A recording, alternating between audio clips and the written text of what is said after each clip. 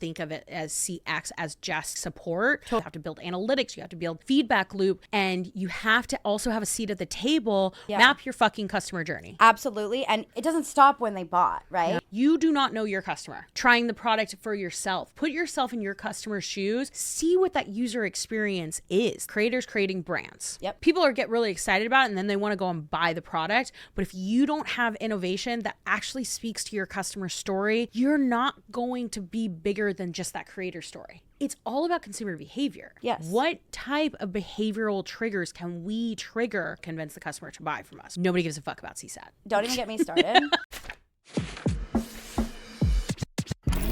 Hey friends, welcome to Above the Fold podcast. I'm your host, Jess Servion. We're going to be talking about everything in your customer's journey. You're going to learn things about customer experience, brand experience, and marketing secrets that help you drive your brand success. So stay tuned, buckle up, and let's get into the episode.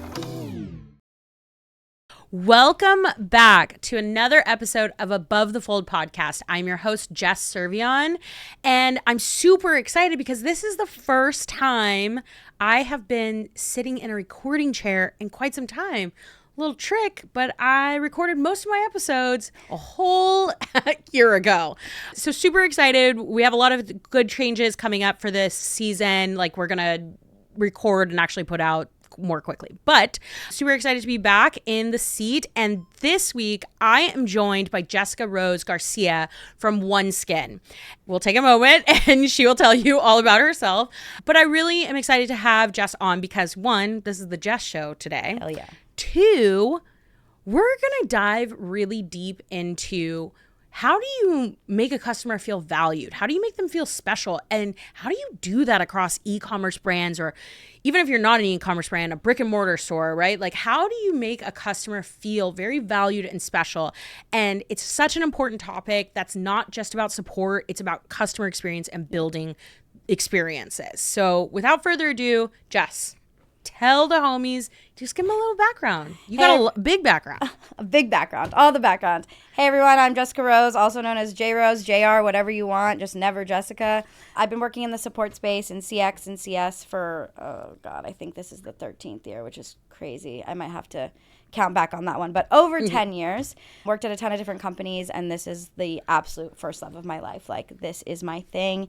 It is my entire personality. Ask anyone who knows me. And I'm stoked to be here. I feel like this has been a long time coming. I know, right? Sitting down chatting. We accidentally were talking. We didn't realize we were rolling this whole time. we were just riffing. Gabbing, so now we're going to have to get back into it. But, let's start with just kind of your background. Okay, so today you're at OneSkin. You're head of CX at OneSkin. But I want to even take a step further than that, right? Like, so you've been in the space 10, 13, 15, a long time, right? Yeah. What got you into CX? What was that first moment? Yeah, it's really funny because, and it's kind of a long story, but I'll keep it very brief and give the cliff notes on here. I was actually working at Gold's Gym in Venice, and the owners of Quest Nutrition went there all the time. This is before Quest was it was so small, tiny company. I met them. I was 130 pounds heavier than I am now, and I found Quest through meeting them, and it helped. I was plateaued working out, and Quest Bars totally turned my life around as far as my weight loss journey, and I just fell in love with the company, and I just talked about it constantly, and we were just friends, and they loved me. And one day I got a call, and they wanted me to came in, and they were essentially we don't know what you're gonna do, but you have to work with us and for us, but we don't know what's available. We're just gonna find something for you. And at the time, I was going to school. I thought I was gonna be a lawyer, this whole thing, and I was like, you know what, I'm home, I'm just working at Gold's, and why not? I love the brand, it could be really cool. And it just so happened that they needed someone to help with CS. Wow. Because the person that was doing was transitioning to R&D, and I had no experience, no technical experience, had never seen a Zendesk or anything like that. And I just kind of dove in, and it was amazing, and I loved it immediately. And it felt meaningful from the first ticket that I ever answered. It just felt right. And that's kind of what happened. And I worked there for a really long time, and it stuck like glue. And I realized this is what I want to do for the rest of my life. Yeah. I think, before we even get into the CX portion of it, right? as CX people, as people who care about consumer Yep. behavior and the experience, I think it's always interesting how we fall into this space. Yeah. Because we're always on a path to do something else. Yep. I know. And it's then, so typical. It's weird. and then all of a sudden we end up Yeah. in like answering tickets. And it's not about the answering the tickets. It's about like surprising and delighting Yes. in that moment. Exactly. It's also about being an extension of the marketing team. Connection. Of the connection, supply chain, everything, Yeah. right? It's all encompassing. Completely agree. I mean, similar to you, and I know that I've talked about this a lot, and I'll keep it really brief, but like I went to art school. Yeah. Like I literally went to art school. I thought like my degree is actually in fashion merchandising. So there's where the love of like marketing does Yep. come in. But like I thought I was going to be a fashion stylist. Like my dream was to, you know, do styling for Vogue. I mean, and if you're tuning in on YouTube and watching this, I am stylish in my own way in my vintage crew neck New Orleans. No, you look cool. I don't know what you're talking about. But you know, like I know. I was never super high fashion, right? Yep. So then after I graduated, I decided like I don't want to do this. And then I ended up falling into customer service jobs. Yeah. And then I ended up falling into like startups. And then I wanted to like go and work in e-commerce, and I never had an opportunity until like finally got it. So, Yep. and e-commerce CX is so different. Totally different world, and it's so true, and I feel like people don't talk about that enough, Mm-hmm. because part of it too is like I am like super startup hungry, and anyone watching this at OneSkin, I'm never going anywhere. It's my life company now. I love them so much, but in my career, I mean, people know this about me, I moved around a lot because I was just super hungry for that startup space, and that e-com space in general. Like, you can do CS outside of e-com, and I think a lot of people think it's like so transferable, which in a lot of ways it is, and they just get like slammed against a wall because there's so much that goes into it. And I think in a very special way, like I made it really important to me to work a lot of different jobs. So like pick and pack, like scanning orders, like actually working with ops teams, like all of those things, like understanding Shopify, learning to code, because it really is like if you don't have a full 360 view of what's happening, you're never really going to be able to grasp what's impacting Absolutely. your customer in e-com. Totally. And I think it's even on the flip side of that too, right? Like this is why, and tell me if this is the same for you, Yeah. but like this is also why I don't think of it as CX as just like support. Totally. I feel like it's like, yes, you're getting a ticket. Yes, you're doing the things, but there's so many other things that you have to do. You have to build analytics. You have to build like a feedback loop, and you have to also have a seat at the table with supply chain, with R&D, with marketing, and all these other departments, because you're getting all of these inquiries in from the customer. And if you don't have a good way of organizing that, you cannot advocate across the company Yes. for that product, the brand, even a tech company to do more, right? Yeah, it doesn't matter what it is, and I couldn't agree more. And it's, you know, when people come to you, they're not saying like, oh, like your discount code function on your website is broken. They're just like, hey, my code's not working, right? Yeah. So if you don't have an understanding and the ability to actually, like you said, a seat at the table, go. And for me, my e-com girl, her name's Sav, she's incredible. If we didn't have a relationship, if I didn't have an understanding, I put a ticket in, it takes forever to solve. Like, no, I'm helping move the needle so that problem can be fixed faster. And to me, that's what it's all about. And I think CX is unique because, right, it is this part of support, but it also is about the overall experience. There's no other department in a company that every decision every other department makes impacts directly and indirectly as CX, period. Yeah. No, absolutely. I totally agree with you. I honestly want to stay on this because like I like forget the questions. Like I literally want to stay on this because I think we can offer a lot of tactical advice in this moment. Totally. One of the biggest things that I do, like when I come into a brand, whether I'm working at that brand full time or fractional through my agency, open late, like whatever it is, right? Whenever I'm touching a brand, honestly, whether it is a customer experience client, a marketing client, or anything touching the consumer behavior, the first thing that I do is I create a journey map. Yep. It's the very first thing I do. Same. I love that. I love that. And I actually wanted to ask you, so it's like, even, you know, because I like, let's say for Quest, right? Yeah. Like you didn't really know a lot about like that kind of like D2C CPG type of space. Like what was the first thing that you did walking into that moment to understand that customer? Yeah, that's a really great question. For me, the first thing that I did was it was about the product, like the usability of the product. Now, I was lucky because I was already a consumer of the product, right? So I think I had a unique perspective in that way because I was a user. But I really wanted to understand more and more about the formulation, like all of that stuff. And that's really the first thing that I did. And then after I really felt like I had that product knowledge, it just made sense to me, like you said. And I was really, really lucky. One of the owners of Quest, this guy, Mike Osborne, incredible operational mind, like truly a genius, and really just like let me fly and make mistakes and like helped me and like really put me like in a position to really succeed. So I'm always, I credit my whole career to him in a lot of ways. And I just was like, where are people buying? How are they buying? Let's go through it. And this is before Shopify, right? So that was a totally different gambit, which I know you know. Yeah. It was not easy. We're talking like Magento days. Like that was tough. So I really just wanted to understand like how are they purchasing? When are they not? Where are they falling off? And I call it studying them. Like the first 3 months I'm at any new company, that is like the study period. I just want to get to know them. Yeah. Well, I'm looking at the camera, and let's look at the camera. The biggest thing to take away from this is no matter where you are in your customer journey of selling, right? Like whether it is brand new product, you're in scaling mode, you're going into brick and mortar, whatever it is, right? You need to understand your consumer's behavior. You need to understand their purchasing behavior and mapping out their journey from tasting your product to trying on your product to discovering your product and purchasing your product is so very important. Map your fucking customer journey. Absolutely. And even like that's a thing is, and I struggle with this sometimes talking with people, it doesn't stop when they bought, right? No. Even if they're repeat and they're still buying, like it doesn't stop, right? Like, you know, I have a really, really usable example for OneSkin is we do refillable packaging. So it's really important to me to understand. I try to break it all the time. Like I use the products every day. They're amazing, but I try to break it all the time, drop it on the floor. Like what's the user experience over time?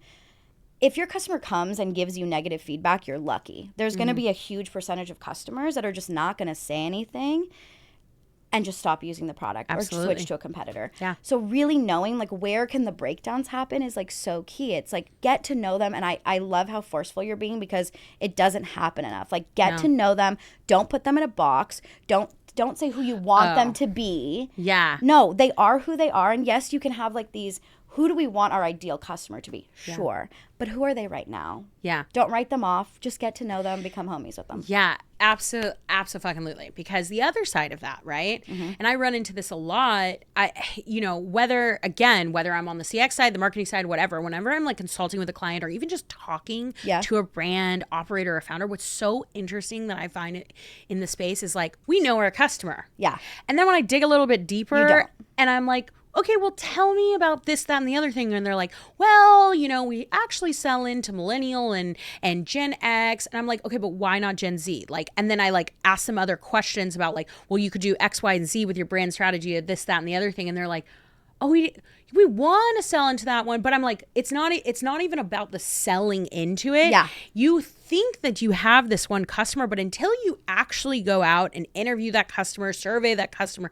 understand your analytics, all of those things, you do not know your customer at all. Like, and what you were even saying, right? Like trying the product for yourself, put yourself in your customer's shoes, throw your product on the ground.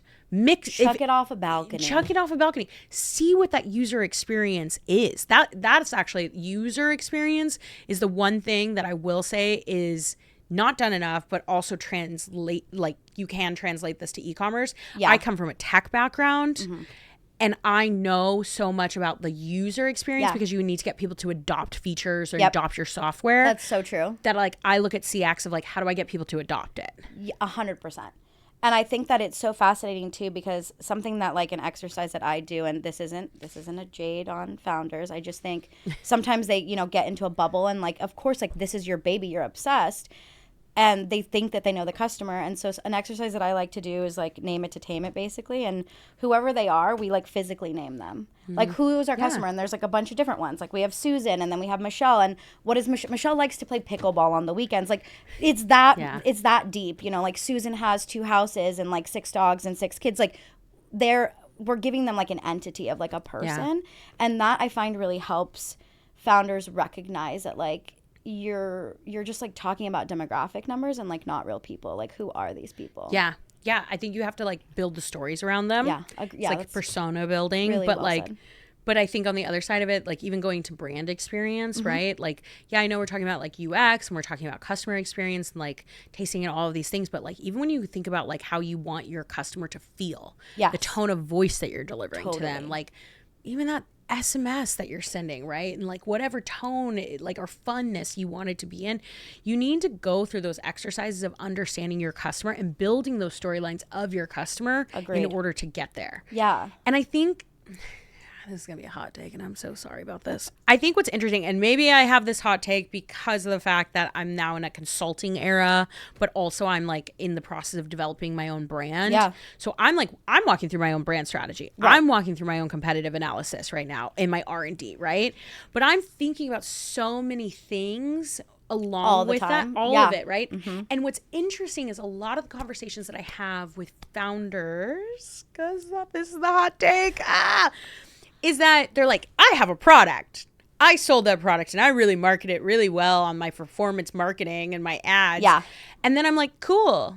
So then what are you going to do to scale? Like, what's your next step? And they're like, well, I'm just going to keep doing what I'm doing. I'm like, yeah, but to get to, you might have got out the door.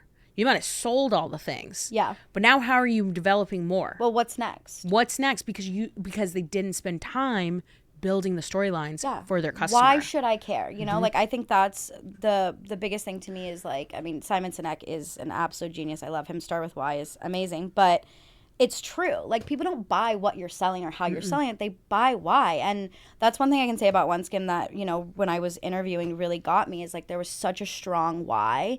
And they were so passionate about it. And it's at that point, yes, we have these products, but that's just the mechanism in which we're fulfilling this why that is deeply desired by every single person that works at our company, right? That's how Quest was. That's when I worked at Therabody. That's how it was. And that to me is the difference. You were the friend that worked at there. I knew I was like, as I was buying my like back massager on Black Friday, Cyber Monday, I was like, who is it? Who do I know that worked at Therabody? It was me. It was you. Back when it was just Theragun, before it was Therabody. Yeah. And, you know, that it comes through. And I think I love that you're saying that. It's like, yeah, okay, you did this thing, which is great. Like that in itself is amazing. But why did you want to do it in the first place? And what are you going to do next? Yeah. Because people move quick. People move quick. I mean, exactly. Like I see this all the time, right? Like I know I'm sure people are so tired of hearing about like Feastables. So let's not even talk about Feastables. Let's just talk about a Gen Z like influencer brand. Okay. And I don't even mean Feastables. I mean, what I see on the market that constantly happens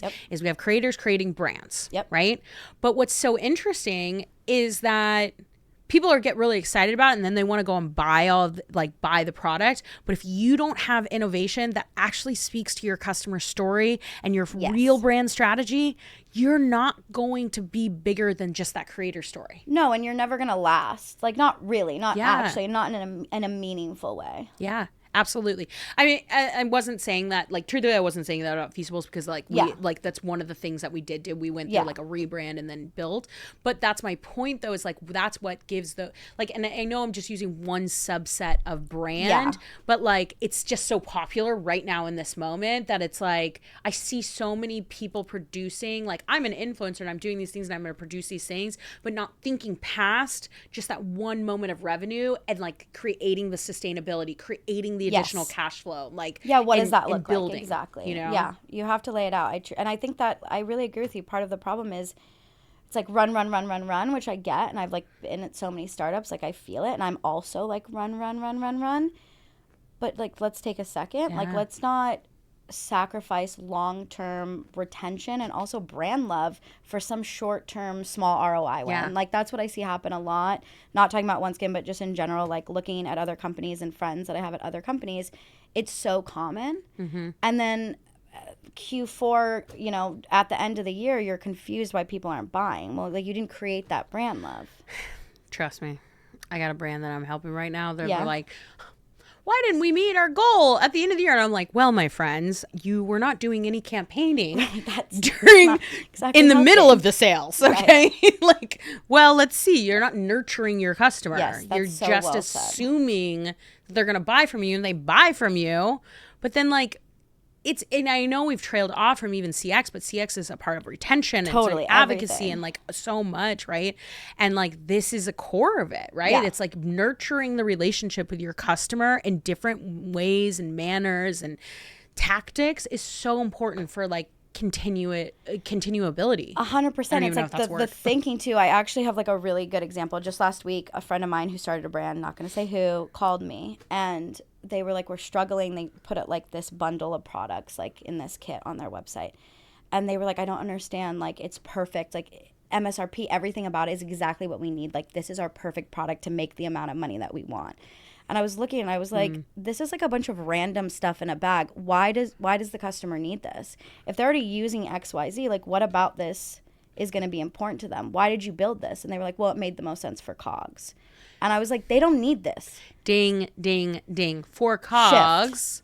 But not for the consumer. So I made a SKU recommendation. They swapped it, and then they literally, it like blew up. They started adverting it, and it's like, they're like, it's selling so well. I'm like, yeah, because they need it. Yeah, like, well, I mean, girl, we still haven't even gotten to OneSkin, but the other thing that I want to say here, though, is like, I mean, like, this is why I'm so also obsessed with marketing from like that experience point of view, because it's all about consumer behavior. Yes. What type of behavioral triggers can we trigger to then convince the customer? I mean, this sounds terrible, but convince the customer to buy from us, right? No, but what you're saying, yes, that's true, and it sounds terrible in a way, but you're doing it from a place of like, it's serving them still. Yeah. So that's okay. That's how the world goes around. Supply and demand. I know.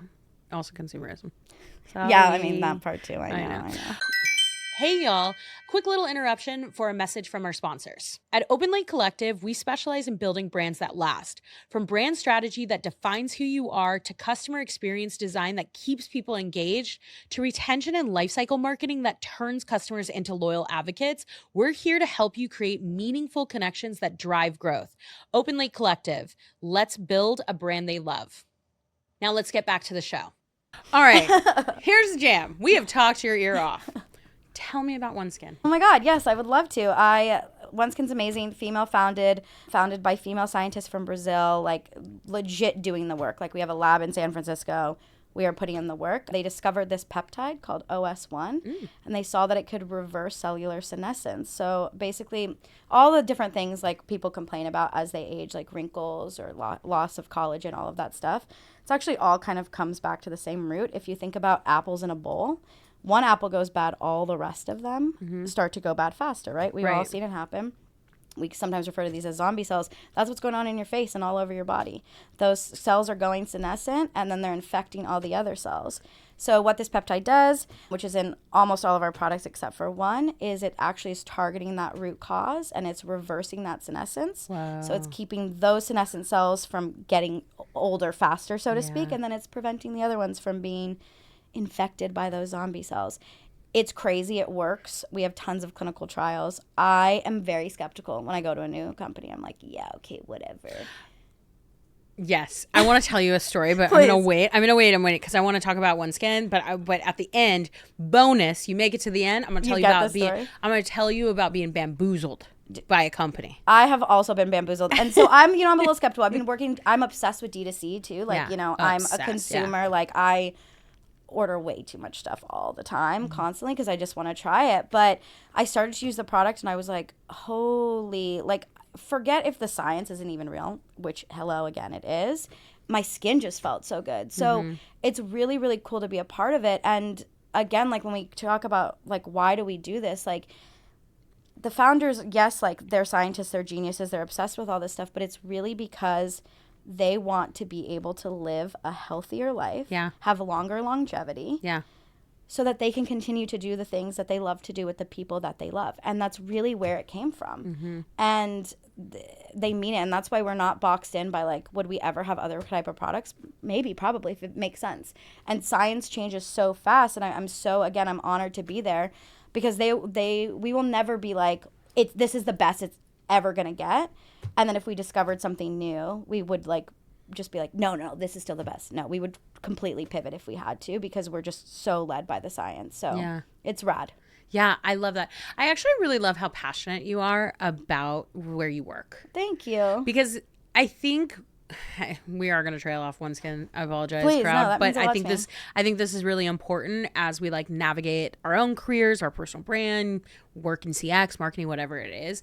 I think it's really important to be really passionate, not only about the product, but the mission and values of a company. Yeah, to totally. then be able to like even go slang it to your customers. Yes. You know? Well said. I love that.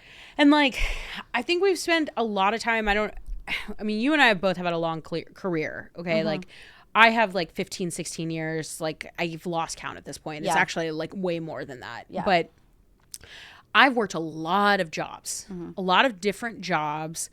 And I would do the things to acquire the skills, but I would be so miserable. Yeah. So miserable because, and not everywhere, just in a lot of places, right? Like I would be so miserable if, you know, I worked at a bank, right? I worked at a bank for a long time, actually, like right after college. And like, that was fine, but I just like felt skeezy. Yeah. You were like, I don't like this. I just kind of felt like skeezy. Yeah. So that's how I ended up in tech, right? But I also ended up in travel tech. I was obsessed with travel. Like, I mean, if you talk to me, any of my friends and I, like my best friend who gave a speech at my wedding, he was like, we've traveled the world together. We've been to India, Bali, all So these places, cute. right? And like, because I was so passionate Yeah. about it, right? And that was like a big period of my life. But then I've also like, so now I'm in like the e-commerce world, right? And like, I've worked at a lot of different brands, a lot of health and wellness. So I really care, like the things that I've become passionate about in my life is like health and wellness Yeah. and taking care of yourself. That's why I'm, you know, I'm actually building a brand that is in the health and wellness space. Amazing. It's specifically in sleep because. Oh, please help me. I am the worst sleeper. I have tried everything on the Put me market. on my taste test. I'm in. I am literally the worst sleeper. So you found it in me. But like, I'm passionate about it, Yeah. right? And so like, that's like my point though, is like, I think it's really, I know this is like really trailed off, but like the thing is I think it's really important as individuals, more like in order for you to show up every single day and to be excited to talk about that customer or market to that customer, Yep. you got to be really passionate about the products that you're selling. Yeah. If you're just like, today I'm slinging broccoli and broccoli's boring, you're not going to be passionate about it. No, and it translates too, like, right? Like there's such a trickle down effect too. Like I think about my team and I love my team so much and I use the word love purposely. I truly love them. They mean a lot to me. If I'm like, they're not gonna be excited. Yeah. Like they're excited in their own right, but if this person that is like helping lead everything is just like, meh, Yeah. why do they need to care? Like they don't need to. So it impacts so much. And it's funny you saying that. We're really veering off, but I've been dating recently, and so I'm going on these dates, right? And you know, I don't know these people, and they ask me, "What do you do for work?" And I tell them, and they're like, "Wow, that sounds so boring, like a call center." And I'm like, and then like we Dump start to- them, swipe motherfucking left. It doesn't go Fuck much further you. than that. But, you know, also they're being inquisitive, and I can, you know, give them some credit to that for sure. Yeah. And I start to talk about it, and I'm like, I am truly passionate about CX for so many different reasons. But the two main ones are I really believe in this life, when you take care of the people around you, that is how you are going to survive, number one. Yeah. Our customers count as the people that are around me. So why would I treat them any differently than I treat my best friend who I was on FaceTime? We're like so codependent in the Uber on the way here, right? Like I'm going to treat them the same exact way. And then the second thing is like kind of piggybacking on that, life is hard. Yeah.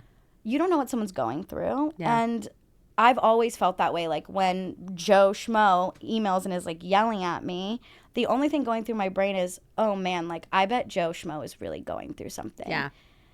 Yeah.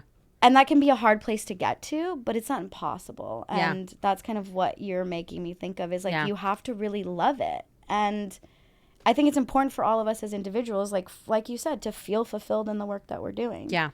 Fulfilled in the work that we're doing. Absolutely. And I think that's also why we're like CXers at the end of the day, because we like to create experiences for people. Yeah. Which this is going to be a bit of a hard question. I don't know if it'll be a hard question, but I think this would be an interesting one. So like we're so passionate about the other individual and like being empathetic and like to the other individual, right?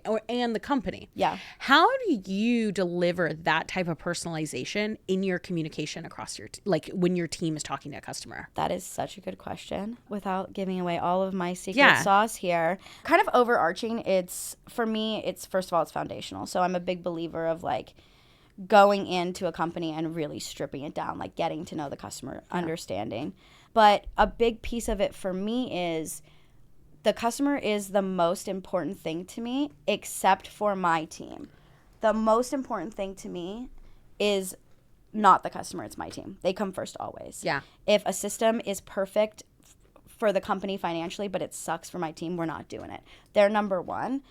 Because at the end of the day, the customer is number one. And they can't be number one if my team who's taking care of them isn't being fostered and loved and taken care of. So that across the board is like where it starts to me. And that's like the heart of the organization. And I think when you treat people well, it becomes really easy for them to treat other people well, right? Like hurt people. Yeah. Such a cliche for a reason. People that are loved and taken care of and feel a part of something great are going to take care of the end customer. That's number one. And then also a part of the secret sauce, I do have a formula for how we write and how we interject. I love that. Like I'm not big into canned responses, but I do essentially like short form outlines if they ever need help, and we call them empathy exercises or empathy injections. So if they're ever struggling and they feel like they're having a bad day, they can just go to those empathy injectors and then start to build the response around that. And that's been super effective in almost all the teams I've worked with because, you know, sometimes it is hard. Like I have an agent, and she wouldn't care if I shared this. She struggles to empathize with people in her personal life.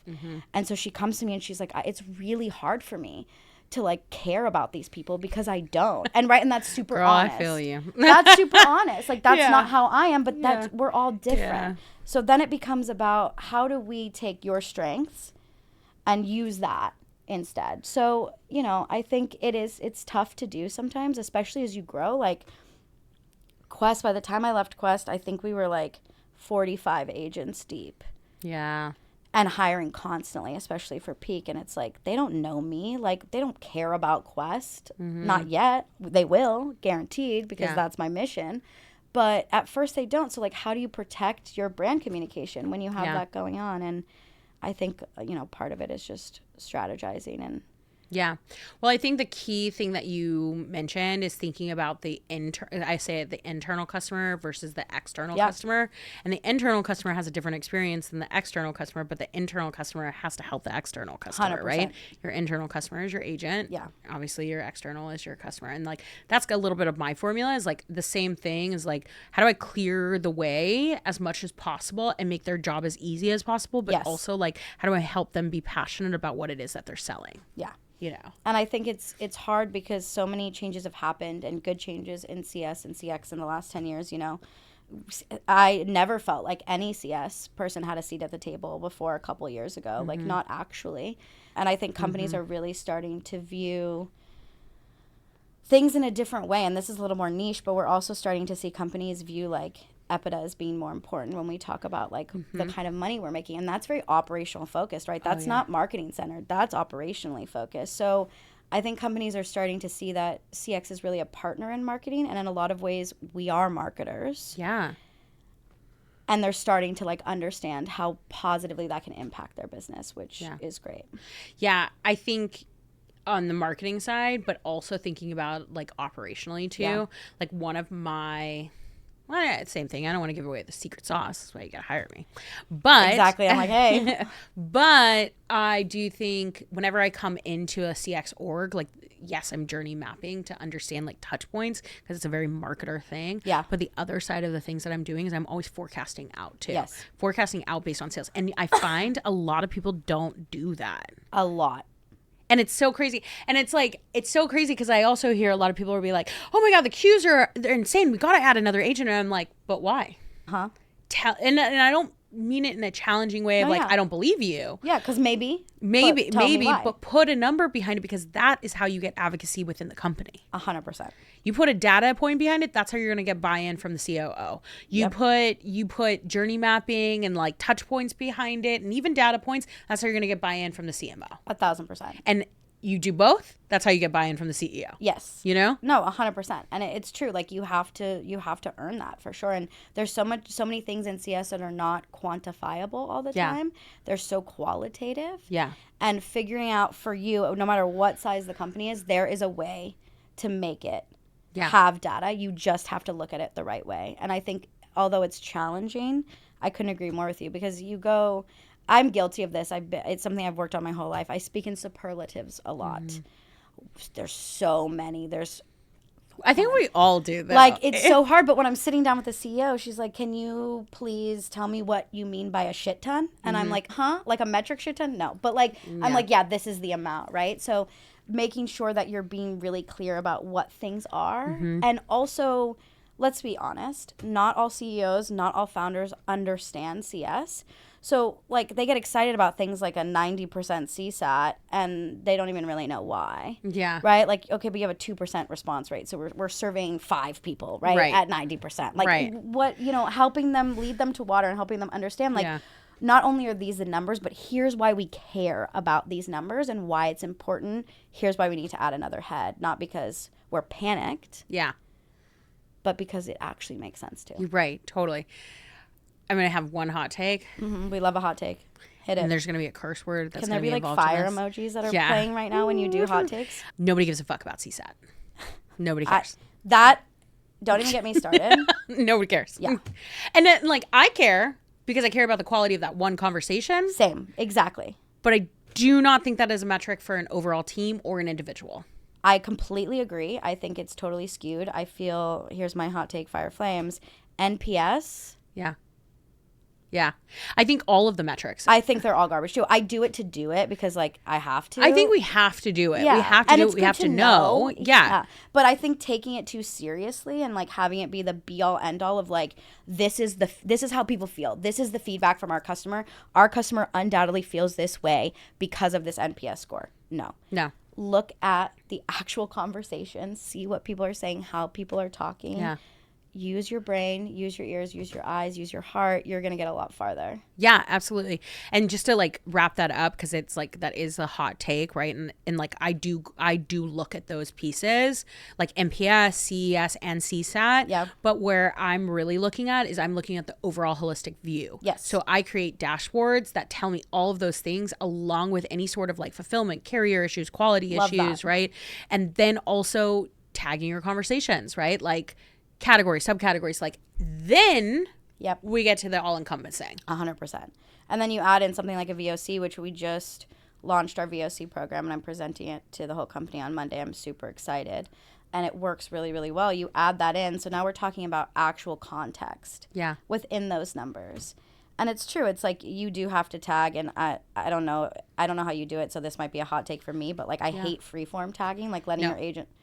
I'm like, are you kidding me? When people do that, I'm like, I had someone, when I first came into OneSkin, someone was like, no, we need to keep it free form so that we have the most data. And I was like, people are spelling peptide like all types of crazy ways. So I'm not sure how you're going to get analytics That's not good data. on that data. It's useless. That's not good data. I mean, granted, I am like also... I had a colleague at Feastables who's like one of my very close friends now who like taught me a lot of things about consumer insights. Cool. So I think about it like very like we ain't freeforming nothing. Never. We're putting guardrails around it. You also got like 45 agents, even 5 agents. Somebody is going to screw something up and screw up your entire loop. Yep. One piece of bad data just makes the whole batch. Yeah. It's done. So we ain't doing it. I'm with you. All right, we are at the end, but I want to say this one bonus thing. Okay, yeah, please. Yeah, I was waiting. I've been thinking about this whole time. So I had a bad job where I was like, I was at a company and I was like super excited to like move into a different type of tech. I'd gone from like travel tech, cybersecurity tech, and then I went into health tech. So I ended up going into this health tech company and I was really excited about it, right? And like they were a health tech company that helped you access out of network benefits. Okay. Very excited about it. And we were like helping like across mental health and all these things. And I thought it was like doing good, right? Yeah. And then when I got into it, we pivoted and went to only one core service. Not a big deal. Like that's totally fine. Like one core service because you're still helping people access your benefits. But then when I got into the whole like just, you know, mechanisms of everything, I was like, oh, I'm kind of bamboozled here. Yep. Like it wasn't what I originally signed up for the core mission and values. And then it ended up being something completely different. Yep. And as quick as I was in, I was out. And I think that's important too. Like I also, just on that bonus story, like I feel like so many people stay because of this idea that leaving companies is like makes you look bad. Oh, I don't care. Yeah. If it doesn't make sense, like live your life, get out of there. Like someone will want you somewhere. Yeah. I mean, I don't have like a ton of job hopping, right? Like I'm at companies like, you know, anywhere from like 2-5 years, like very like, you know, a lot of my companies are at least 4. I mean, we're vesting. Hello. Yeah. Period. Give me that monies. Yeah. Okay. But like I'm there for a long time. But like if the vibes are off, that's the hot take of it. Yeah. Vibes are off. You don't gotta sell your soul to the devil, man. No, you really don't. Please don't. Yeah. From both Jesses. But the Jess show. Don't sell your soul to the devil. Well, Jess, it was beautiful having you on. Such a fun so time. Grateful. Thank you. Tell the audience where they can find you. Yeah, so you can find me on LinkedIn, Jessica-Rose Garcia. You can find OneSkin at oneskin.co. We're also on Instagram and on LinkedIn as well, so you can find us. And we'll put everything in the show notes as well as just some like hot takes. And I will see you on the next one.